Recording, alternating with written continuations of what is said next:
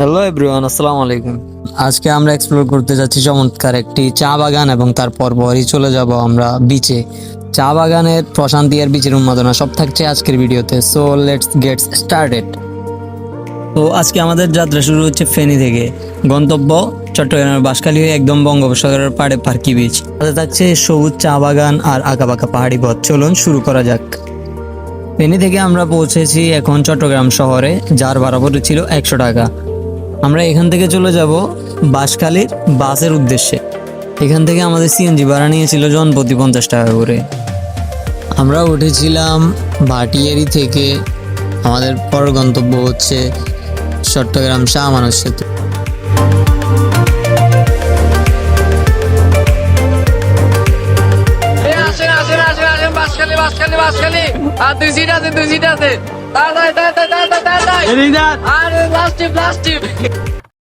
আমরা শাহ আমানত সেতু থেকে জনপ্রতি 100 টাকা ভাড়া দিয়ে চলে যাচ্ছি বাঁশখালীর বাসে। এখান থেকে আমাদের সময় লাগবে 30 মিনিট।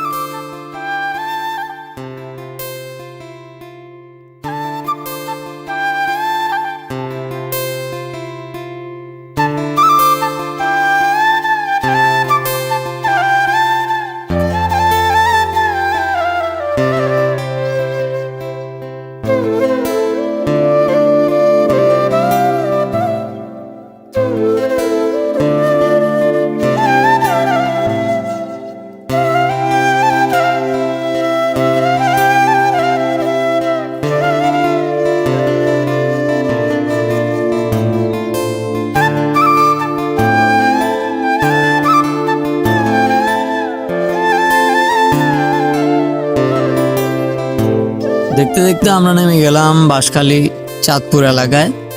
চাঁদপুর এলাকায় নেমে একটা সিএনজি নিয়ে চলে যাচ্ছি আমরা বেলাগাঁও চা বাগানের উদ্দেশ্যে। জনপ্রতি ভাড়া লেগেছিল 40 টাকা করে বাজার থেকে। আমার আইডিয়া মতে লোকাল না গিয়ে একটা সিএনজি রিজার্ভ করে যাওয়াটাই ভালো, বাজার থেকে একদম ডিরেক্ট বেলাগাঁও চা বাগান পর্যন্ত। রাস্তায় এত দুল ছিল যেন মনে হচ্ছে কেউ গাছগুলাকে রং করে চলে গিয়েছে। রাস্তার অবস্থা অনেকটাই খারাপ। এমনি রাস্তাটাতে কাজ চলছে, যেহেতু এটা টুরিস্ট স্পটে পরিণত হয়ে গিয়েছে। এখন অনেক মানুষ এখানে দেখতে আসে আর কি। অবশেষে আমরা পৌঁছে গেলাম চট্টগ্রামের অন্যতম সৌন্দর্য অথচ স্বল্প পরিচিত বেলাগাঁও চা বাগানে। বাঁশখালী চাঁদপুর বাজার থেকে একটু ভিতরে গেলে এই বিশাল স্বর্গরাজ্য। সাধারণত চা বাগান বলতে আমাদের মাথায় সিলেট বা পঞ্চগড়ের নাম আসে, কিন্তু চট্টগ্রামের এই চা বাগানটি আপনাকে অবাক করে দিবে। এখানে শান্ত পরিবেশ, পাখির ডাক আর চায়ের পাতার ঘ্রাণ আপনার মনে সব ক্লান্তি দূর করে দিবে। দেখুন এই পাহাড়ি টিলাগুলো কিভাবে মেঘের সাথে মিলায়িত হচ্ছে। আমাদের চা বাগান ঘুরে শেষ, আমরা এখন চলে যাব চাঁদপুর এলাকায়। তো চাঁদপুর এলাকায় এখান থেকে আবার ভাড়া হচ্ছে 40 টাকা করে। এখান থেকে আমরা চলে যাচ্ছি এখন চাঁদপুরের বাজারের উদ্দেশ্যে। আর এই প্লেসটাতে ফটো আর ভিডিও করার জন্য বেস্ট টাইম হচ্ছে আপনার দুপুর 2টা থেকে বিকাল 4টা পর্যন্ত।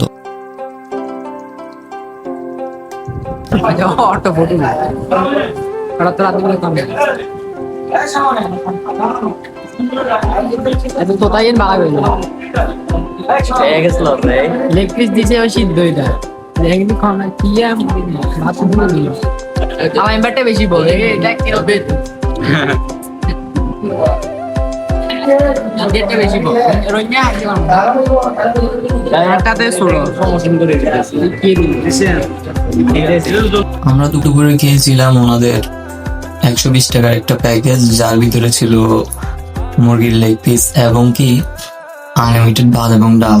ওনাদের ব্যবহার যথেষ্ট পরিমাণের ভালো ছিল, আপ্যায়নও ছিল ভালো। ওনাদের রেস্টুরেন্টের নাম ছিল Salima restaurant and biryani house.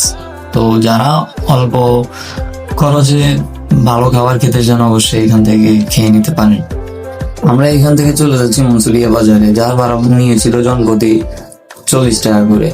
Mansuria বাজার থেকে ডিরেক্ট পার্কি বিচের সিএনজি পেয়ে যাবেন আপনারা। লোকাল আগে ডিরেক্ট যদি আমাদের মতো 5-6 জন থাকেন অবশ্যই ডিরেক্ট সিএনজি নিয়ে নেবেন, যার ভাড়া নিবে জনপ্রতি আবার 40 টাকা করে। আপনারা মনসুরিয়া বাজার থেকে চাইলে ইকো পার্ক থেকেও ঘুরে আসতে পারেন, কিন্তু আমাদের হাতে সময় না থাকার কারণে আমরা ইকো পার্কটি ঘুরে দেখতে পারিনি, তাই আমরা চলে যাচ্ছি পার্কি বিচের দিকে।